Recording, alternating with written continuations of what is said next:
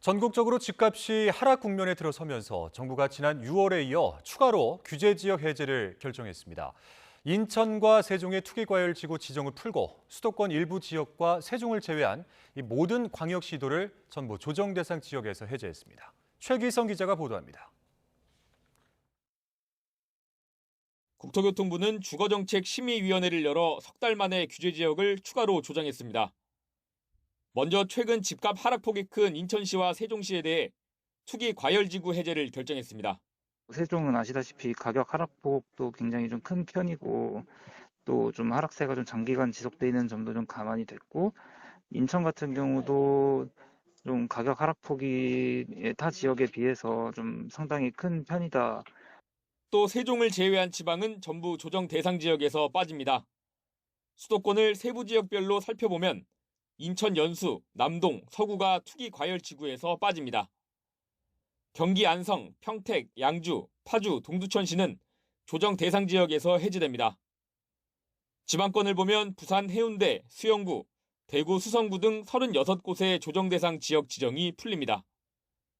이번 조치로 투기 과열지구는 기존 43곳에서 39곳으로, 조정 대상 지역은 101곳에서 60곳으로 줄어듭니다.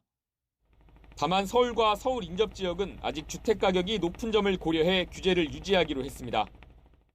규제 지역으로 묶이면 각종 제약을 받게 됩니다. 주택담보대출 비율 LTV가 9억 원 이하는 40에서 50%까지만 가능한데, 최대 70%까지 받을 수 있는 비규제 지역과 비교하면 크게 차이가 납니다. 분양권 전매 제한 역시 최대 5년까지 묶여 있지만 비규제 지역은 제약이 없습니다. 최근 주택가격 하락폭이 확대하고 금리 상승 같은 하향 안정 요인이 증가했다는 게 이번 결정 배경이라고 국토부는 전했습니다. 특히 지방은 미분양 증가 등을 감안해서 시장 상황이 더 나빠지기 전에 미리 규제 지역을 해제할 필요성이 있다고 판단했다는 겁니다. 전문가들은 이번 조정이 지방에 집중된 만큼 당장 시장에 미치는 영향은 한정적일 거라고 전망했습니다. 향후 서울과 수도권이 규제 지역에서 해제된다고 하더라도 대출 규제와 종부세 같은 다른 저해 요소들은 그대로이기 때문에 이런 부분들을 함께 논의할 필요가 있습니다. 이번 조치는 오는 26일 0시부터 효력이 발생합니다. YTN 최기성입니다.